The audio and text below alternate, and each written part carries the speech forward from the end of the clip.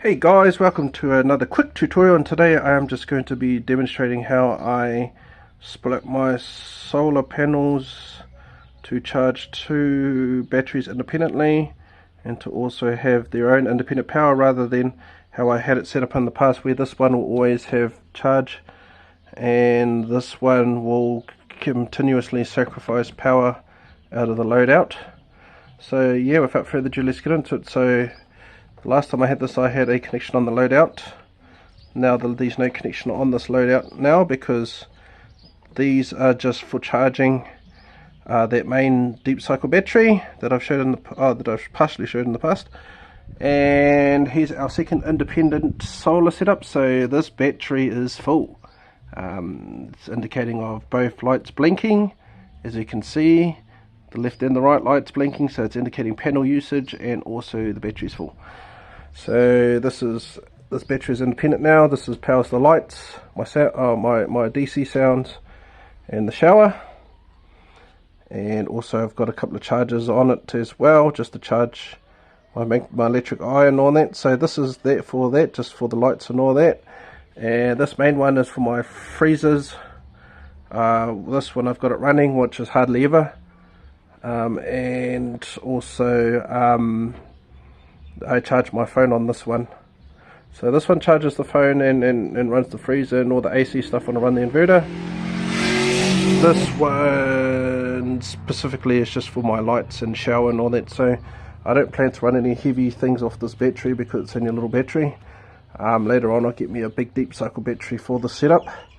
So yeah, I just thought I'd show how pretty much how I did this was, I've shown it, but I'll explain how. Both of these controllers are wired up in 24 volt. So both of these are 24 volt. And they are also wired up to the same panels. So I've got a big thick piece of tape with 3 wires coming out of it. So we've got the 2 panel wires, and we are connected to these 2 charge controllers in parallel.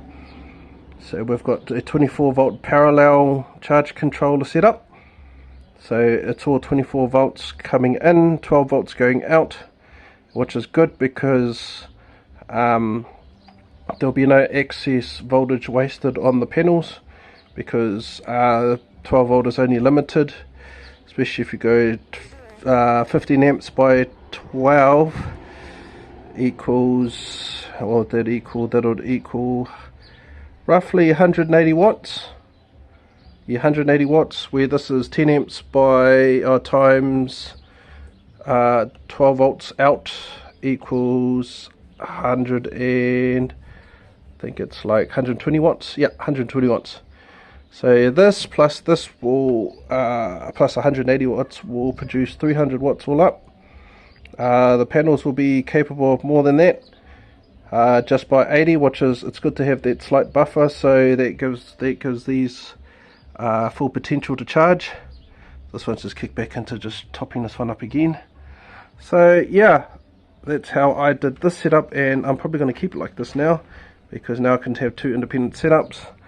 And I've still got stuff on the load on this one. That's what's powering my lights and all that on the PWM charge controller, which has no battery in it at the moment. But as I said, when I get me a new deep cycle battery, this battery will go back on the PWM, and then this will have its own battery that I'll just use for, well, who knows at this current time, I haven't decided.